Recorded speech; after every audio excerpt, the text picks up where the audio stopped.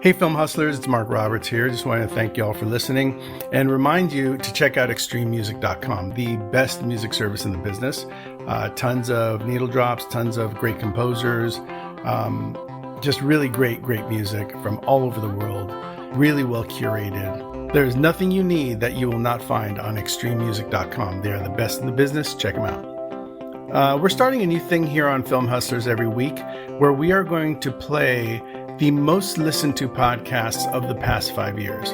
Today's podcast is going to be about getting known actors, people that are recognizable in a movie that only costs about $10,000. Now, most people don't think that's possible, but it is possible, and we're going to prove it today on Film Hustlers. Shall we do it? And then you can move all that. Let me know when we're ready. We're good. We're ready to go. Ready? Let's do this. Ready. Ladies and gentlemen, welcome to Film Hustlers. Today, Yeah. we're getting into it. With I'm your host, Mark Ice Roberts. That's right. And we've got Titty Rod Rinks. Is that what we're going with? Because last week Lopez changed my name to Rod Ramirez. Remember? Oh, yeah, I'm sorry, Rod But Ramirez. I don't know. Who am I now? Rod Ramirez sounds like a serial killer, Yeah. right? There was Richard Ramirez. That's right. Richard I'm his Ramirez. twin brother. I don't know. I like Rod Rinks. Just even that's a good name. Good Right? nickname. That's what I Yeah, thought. it's a great name. All right. But you're Tootie. And right. we've got Buffalo. No, I keep messing it up. That's the other Yeah, podcast. it's a different. He's the Wings Nickel. Wings Nichols. Sorry, Wings Nichols. Well, I got to say, I'm super excited about today's show. Oh, my God. Wait, dude, this is something's amazing. in store for me. I don't know what it is. What's amazing about this podcast today is that we have, it's almost like finding Bigfoot. We have an actual filmmaker making movies for under $10,000. I've never made a movie for $10,000. We have to get into this. Yeah. And you're doing it with name actors. I mean, I'm talking about people that you're going to go, oh, wow, I remember that guy. Yeah. And how do you do that? A lot of people think I can't do that for 10 grand. I can't make a movie. I can't make it valuable. You've made it valuable. You're making it happen. So let's just get everyone up to date. You raised $10,000 to do a movie. Yep. You shot 40% of the movie. Yep. It's in the can. Yep. Then you went to two known actors and said, will you be in my movie? And they said yes. Now, who are those actors? One of the actors, his story is really, really amazing. His first film, he was directed by Robert De Niro in his directorial debut, and he played the role of Calogero in A Bronx Tale, which was based on Chaz Palminteri's life. I mean, that guy, Lilo Brancato, is like up there, right? Right. Well, fame, took its toll, and the poor guy, I mean, he's a talented guy. He went down the wrong path and got involved in drugs and everything. And I knew him years ago, but not really well. And he admits this. He tells his own story. Oh, yeah. Right? He was involved in a homicide. Off-duty cop was killed. He was with the guy who shot him, but he was a dope fiend. Right. And he ended up doing a decade in prison.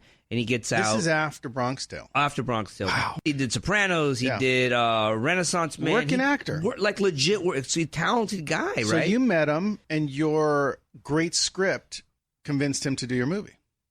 Yeah, I guess so. Let's just say. I mean, come on. You had to ask him. Yeah. He had to meet you. I met him here on the set, and we started talking. And he said, hey, you look familiar. So we started chopping it up. We knew the same people. And then he goes, hey, take my number, man. And so I go over to him. Here? He was promoting his documentary called Wasted Talent. Because ironically, the message behind A Bronx Tale is wasted talent, right? And it was life imitating art. He wasted his talent. He was plucked off the beach in New York. He did De Niro for a casting director. You looking at me? They took him. He went all the way down the line. He won the role, right? Never acted in his life. Mentored by Robert De Niro and Chaz Palminteri. He had it all. He won the golden ticket. Let me ask you something. Yeah. I'm not trying to toot the horn of this podcast in any way. Okay. But toot it. Ever since we started doing this podcast, you seem to have gotten better at filmmaking. I'm talking about you're working with actors now. You got 40% of your movie done. You're headed in a different direction. You're convincing people to do your movie. In any way, do you feel like you've been inspired? I think I have. And you know what we're doing? We're pitching here. And guess what? I'm getting better at my pitch. So when I pitch to people, they like it. And I pitched Brancato. I never thought he would do it in a million years. Right. We become buddies. We exchange numbers. And something in the back of my head was like, I should ask him. He was born in Colombia. His real name is Saul Most Rodriguez. Italian actors are not Italian. I'm kidding. That's not true. But a lot of Latino actors play Italian. Yeah. Andy Garcia. Yeah. This gentleman. Yeah. Snooki. No, who was the other guy? Anthony Quinn. Anthony Quinn, me. You. I played Larry Gallo in Mobtown. Right. So I call him. I didn't know what to offer him in terms of money. Oh, yeah, you texted me. Yeah, I texted you. I said, well, here's what's funny. Now I'll interrupt you. You text me. You say, I want to ask this guy to do it. I think I said to you, just offer him the part and offer him the few dollars that you have. Yeah. And that's realistic, you know? Yeah. Sometimes people just want to work. And I offered him a lot, and you said that's very generous. You start your 10 grand movie. You shoot a good portion of it. You get yourself an actor that's been around for a long time, very talented. Yeah. Filmmaking is not a dream. And sometimes it doesn't matter how much money you have. If the script's good, then people just want to work. Yeah. Having said that, you went out, you did it, you got somebody. Then you went out and got another actor. Tell me about that actor. Mario Lopez? Yeah, Mario Lopez. How'd you get him? Well, that was just like, hey, dude, you're gonna do this thing for me. What? Yeah, we're gonna do it on set. Two great actors in your film. Congratulations. Sometimes it's totally okay to ask somebody to be in your movie, even though they've done bigger things and probably gotten paid lots and lots of dough. Sometimes people just want to act. I got to go way back to my first movie. I worked on a film called Plump Fiction, which was a parody of Tarantino movies that I did with Rhino Records. There's an actor named Dan Castellaneta who plays Homer's voice on The Simpsons. So I remember we're working on the film. It's a low budget film. It's probably $800,000. We've got Julie Brown, Tommy Davidson, a bunch of fun names. And we get a call from the cast director saying, hey, Dan Castellaneta wants to be in the movie. And we're like, no way. There's no way he'll do the movie. Like, we have scale. Anyway, so we cast him. Yeah. He shows up. We're on set. We're at the craft service table. I walk over to him. I go, hey, I'm Mark Roberts. I'm one of the producers. I said, what made you want to do this movie? And he said, well, you don't see my face on The Simpsons. I want to act. I want my face to be seen. Yeah. I thought that was really cool. See, I think with Lilo, too, because when I offered, he was very great. Like I said, I talked to him. He's like, thank you so much, bro. It's a different character than he's ever played. He's playing a Latin drug lord who's charismatic and fun. That matters. And has a big heart. That matters. He's excited, which makes me excited. Well, let's talk about things that go wrong. You know what's what's big went wrong yesterday. Yeah, but... you know what's interesting about things that go wrong? Again, I go back to an earlier film I did. I did a film called Bravo. I went to Mexico City to shoot it. I was working with Carlos Gallardo was starring in it and producing. He was El Mariachi in the original El Mariachi. So we're out there in Mexico. We're on a bus going to this remote location.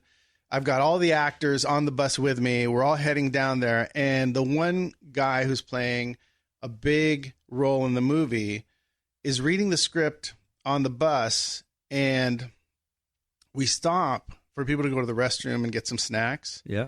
We're almost to the location, to the hotel. And he comes over to me and sits down next to me. He says, hey, I read the script. I hadn't read the whole thing. I don't agree with what it's about. I don't appreciate that the character that he's a traitor. So I'm going to get off of the bus now. And I'm sorry, I'm not doing it. Now we're shooting. Damn. We're shooting the next day. I've got a bus of actors. It's not like being in LA. I thought my thing was bad yesterday. There's no way to recast him at that moment. He gets off the bus. I'm like, hang on, he's like, no, I'm sorry. I gotta go. This is a personal decision. I'm not doing it. So he leaves. Claudia Becker, one of the main great casting directors of Mexico, cast him. He leaves. We get back on the bus. We're heading, in the middle of nowhere. He got off the bus. So I'm like thinking, how is he going to get back? I didn't understand. So we get to the location. We get off the bus. It's an English-speaking white man. No one else is white in the movie. No one else speaks English in the movie without an accent. So I go to my AD, who's American, and I was like, you're playing this government agent tomorrow and in the movie. He goes, I've done a little acting. I can do it. So I don't remember his name, but he ended up getting cast in the movie, and we did what we had to do. $200,000 movie. How did he do? He did fine. He did fine. He wasn't the guy I picked. Right. He did fine. But he did fine. Yeah. But that was a disaster in a way. And we survived it and we moved forward. We made the movie. It did just fine. Yeah. We did a good little movie. Yeah. Now, when you're doing a small movie, things go wrong. Yep. It's not the end of the world. No. You have to fix it. You have to find a way, right? So you had $10,000 starting your movie, and what happened? I had somebody come to me who's an aspiring director, and he was like, hey, he liked my writing and he wanted to do more work. And he said, let's do a movie. And I just was reading up on Rebel Without a Crew, the formula we talked about, the $7,000, 14 days, minimal cast, minimal locations, how to make a $7,000 movie. So I tell him, I go, I just did this thing. I go, I think I have a good idea for a script. And he goes, cool. He goes, let's do it. I go, well, I need money. I go, if you can come up with $5,000 and I'll find $5,000, let's make this movie for $10,000. You can co-direct it with me because I want to direct it too, since I'm writing it. And he goes, done. $5,000, no problem. Did you done. shake on it? Looked me in the eye, shook my hand. Wow. The whole bit. So I had my end, right? Mm-hmm. So yesterday, I got to book Lilo's ticket, right? And the 40%, I got very proud of this. The 40% that I have shot, guess how much I've spent so far? $5,000. $2,500. Wow, nice. So I still have about $2,500 left, right? So that would pay for Lilo's airfare, hotel, to get him out here, but I owe him money. I got to pay him, right? Right. So I'm going to be cutting it very close, but I will make this movie for under $10,000. I'll probably make it for about $7,000. I was just so disappointed because I went to the guy and I said, hey, man, we got to get Lilo's flight, and he goes, I can't. I don't know what to tell you. And I said, what do you mean no one would tell me? What do you mean? He goes, I don't have the money. And I just said, man, this isn't what we talked about. This, I was relying on you. Life happens. I do need him. No, and, of course. And, because he's You're my honorable. eyes. You're honorable. Yeah, I'm honorable. You're going to keep your side of the bargain. Yeah, and, I had a really kick-ass director come up to me. He read the script, this guy named Mike Hermoso. He's badass. I've seen his work. And he said, man, I would love to direct this. I would love to be a part of this. And But I you said no. Because I'm loyal to my friend. Right. Never take money from people that don't have more than what they're investing, because it becomes complicated. And if that's all you've got, then you shouldn't be investing in film. But anyway, I know that you're going to solve this because many, many times I've run out of money and lots of filmmakers run out of money. And when you have a great actor like you do and great momentum like you do, the original investors will not let you fail. They will step up and they will help you. What I would say is go back to the guy that no longer has the $5,000 and say, look, I'm going to keep my end of the bargain. This is not a big deal. What can you come up with? $1,000, $1,500? Yeah. And whatever he can come up with, let him contribute so that you feel good about what you're doing so that it doesn't end up being really negative. What I want to do, and it would make me feel better about the whole situation, I want to tell him, and I think I am going to tell him this. Look, once I run out, I want you to pick up the ball. So guess what? The other people who have to get paid, you have to pay them. The food that needs to be bought, you have to do that. All that stuff that needs to get picked up, that's going to have to go on you. I would still say a number. Yeah, I would still say if he's only got $1,000, go ahead and take that $1,000. You'll at least know what you have so that you don't run into the night before thing. Yeah, where oh yeah, I know I said that, but I can't, because then you'll start affecting your relationships, and you don't want to do that. Save yourself a headache. Get whatever he can give you, put it in the bank, and then be economical with the rest of it. And I'm sure your investor will cover the rest. You're talking about a $10,000 movie, and let's be honest, that's an amazing feat that you were doing. So congratulations. Thank you, buddy. We're going to move on, and we'll come back to you when you're all done and finished, and it's a huge success. I mean, look, for $10,000, it's got to work, right? Yeah. I've seen your work. It's really, you do great work. So I'm sure it's going to be very cool. Thanks, buddy. Now, let's talk about Cautionary Tales. Yeah. Who do we have in the studio? Special guest out of nowhere. Out of nowhere. Surprise visits. My good friend, Eric Swanson. Eric Swanson. Dude, Eric, thank you for being here with us today. My pleasure. Amazing to have you. You've done extremely well in your life.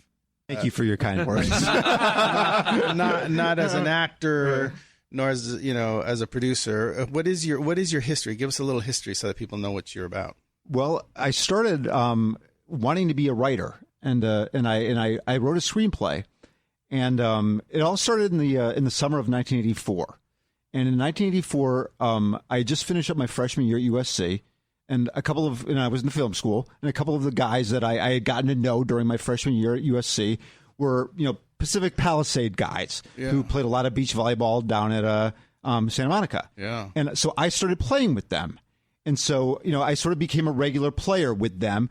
And I had grown up in Chicago, in a suburb outside of Chicago. So I sort of had, those Midwestern sensibilities.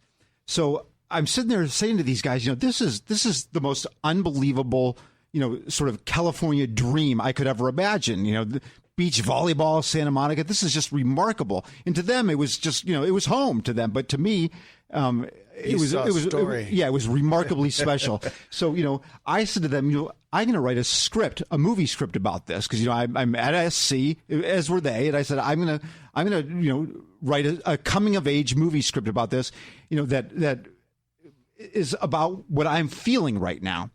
And so, so then my sophomore year, I was in a screenwriting class and I started this script. Had there been any movies at that point about volleyball? There had been no beach volleyball movie at that time, right? And so it was very new. In fact, at that time in the summer of '84, it was not an Olympic sport. Right. It was relatively unknown outside of Southern California. Right. And so I started my script in the beginning of my sophomore year in the fall of '84.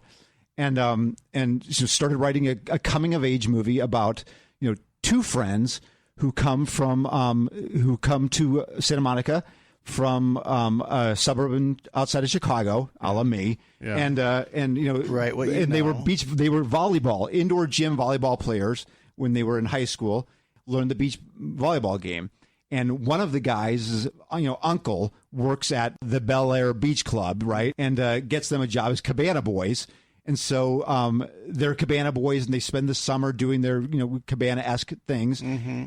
Then they become, part of the beach volleyball scene, and then they end up winning the big beach volleyball tournament. At the end, they win the tournament. Yeah, and then they get mentored by one of the local guys, and one of the guys, John, is the main character, who is sort of modeled after me and my life, so to speak, in Chicago. He has a girlfriend and whatnot, and he does that kind of thing. And what was the name of your script? Well, it started out as Pulled Up, and then it became Side Out. Side Out. Yeah. Now, this is a really remarkable story. When we first met, you told me, or Mario said to me, he wrote a script a long time ago called Side Out, and I think I went into a long conversation with you about it because I was a big fan of the movie that came out. Right. And I may have talked at you for 20 minutes before I realized that there was a lot more to the story. there's a lot more to the story.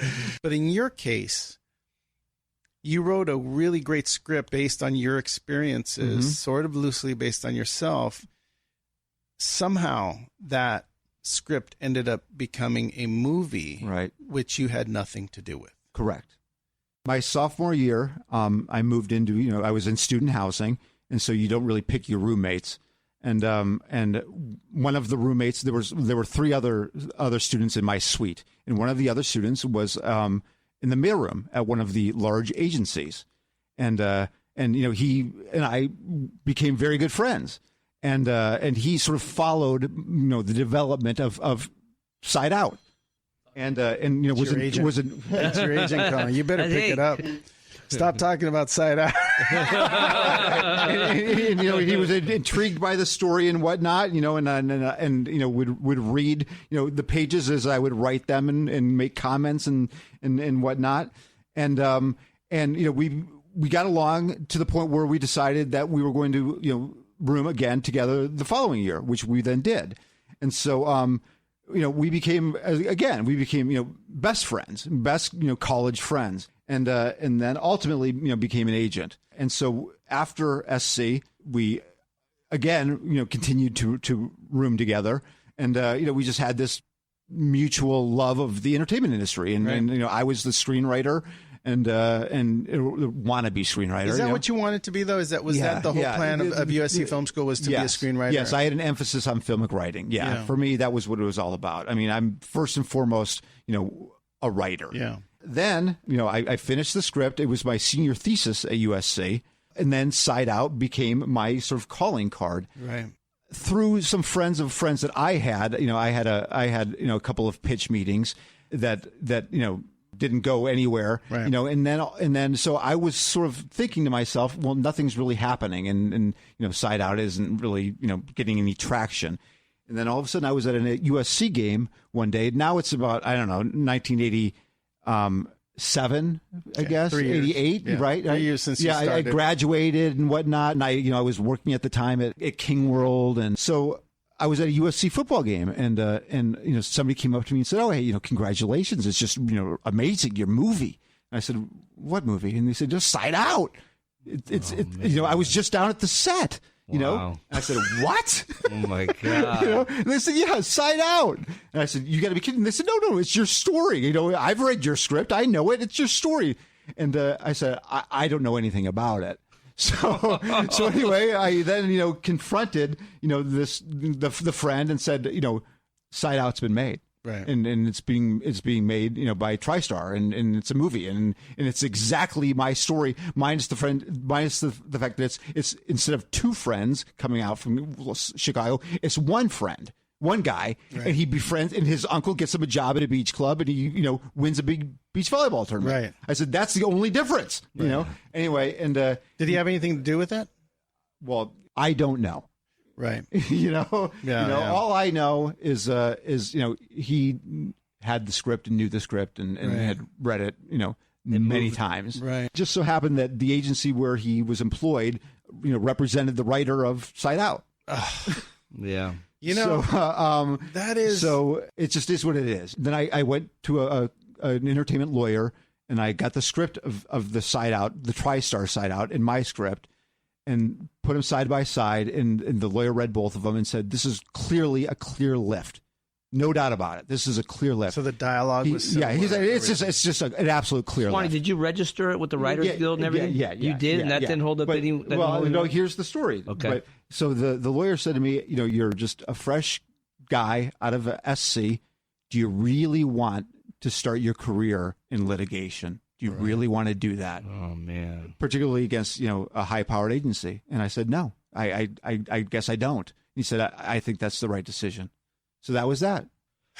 That's the story of Side Out. First of all, but hold on, let me just say one thing. That's not the end of Swan Dog, though. No, of course no, not. because Swan Dog then, you know what? He bit down and he did a play. And he went to New York and did an off-Broadway. Am I right? Yeah. So I had gone from King World to Lorimar, and I was in their comedy development department, just as an assistant guy, right. Mm-hmm. And I'd watch, sitcoms being taped and whatnot on the lot. And I thought, in addition to being a writer, I also think I could be an actor, And so I decided that I was going to model myself after Sam Shepard, Mm-hmm. And so I left Hollywood and I went to New York and I went to the Lee Strasberg Theater Institute. Nice. And I decided I was going to, write myself into being Sam Shepard. Yeah. So I wrote a play called The King of L.A. And it was just another sort of, story of youth mm-hmm. and a young man's experience trying to find love mm-hmm. in Los Angeles and the trials and tribulations of that, and it was somewhat autobiographical, right. is write what you know, write what you know. Right. I didn't really shop it. I just wrote it, and then sort of that was that, and then through a friend, I was introduced to the guy who wrote Tony and Tina's Wedding. Right. Which, at the time was the longest running off-Broadway show in New York. Which I think is still it's still everywhere. It's somewhere. It's all over. Yeah. And so Mark Nasser, is the gentleman's name. And so he read my script and he said, "I love this. This is fantastic, and I want to direct this." I said, "Great." So, but it became a question at that time, because there was other people's money involved, right? So wait a minute. So let me just get it straight. So you wrote. Was this another script for a feature? No, it was a play. It was a play. So While I was at Strasberg, I wrote a play. You wrote a play that you were going to star in. Yes. And then you pitched it, and someone said, "I want to make this. I want to direct it." Yes. Okay. Yeah, Mark Nasser. Right. Exactly.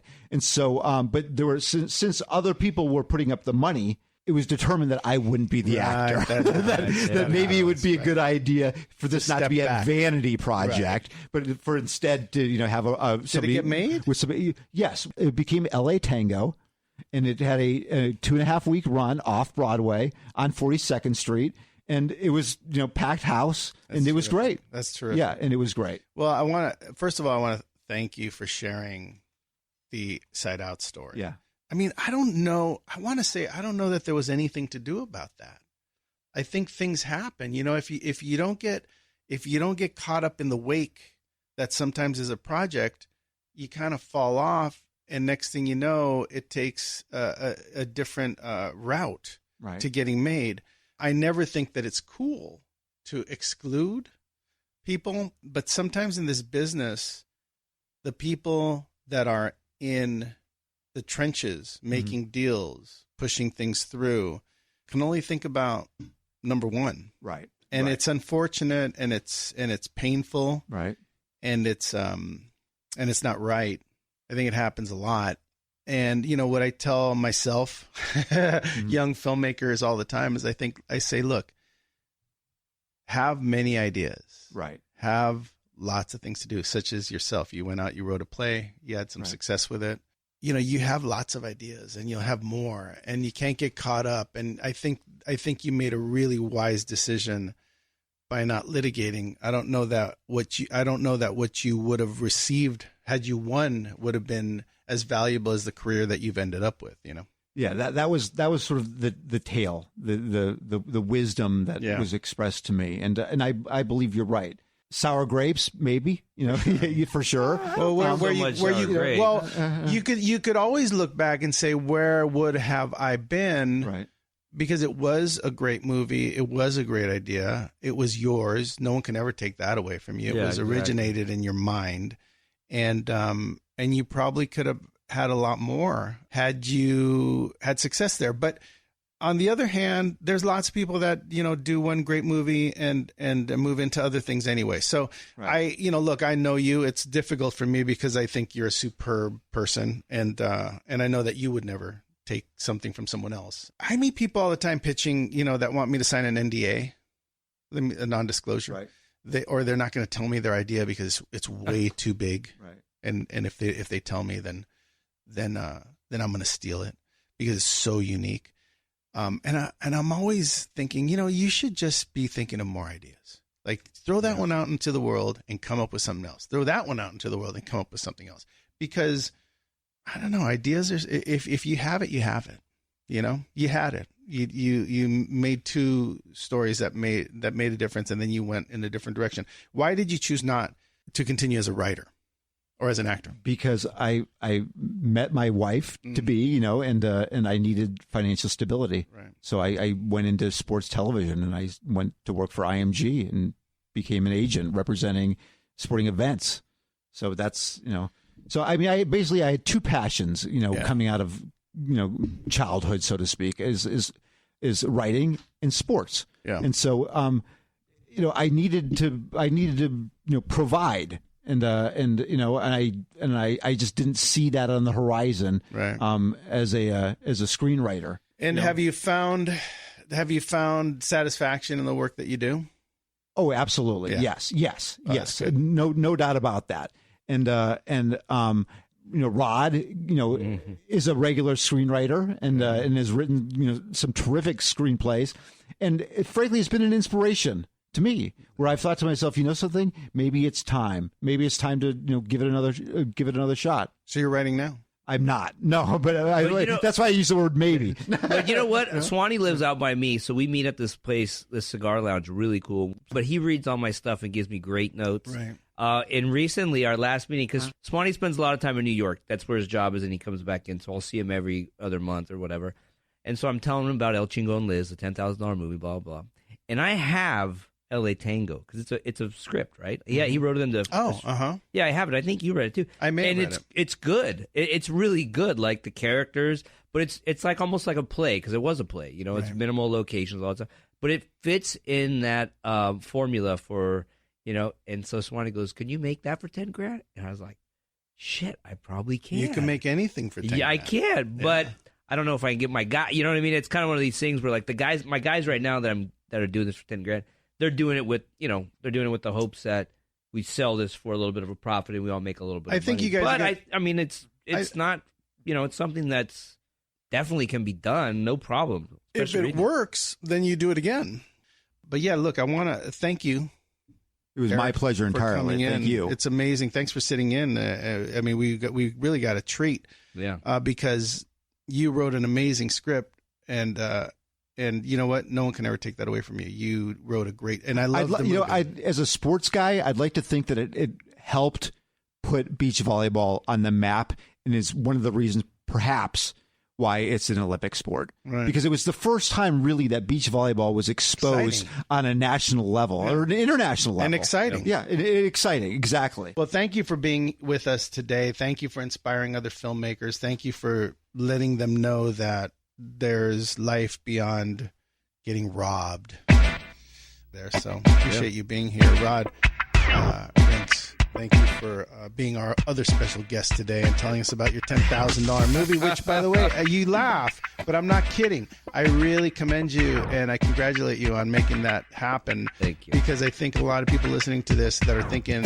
maybe I can't do it. You actually can, and you can get yourself a nice actor. Yeah. And all you have to do is ask. Because these guys, look, someone may say, like, you're crazy, I'm not doing that because they're on a big show. But what if they haven't worked in a while and all they want to do is just be seen? It's possible. Thank you guys very much. Appreciate it. See you next time.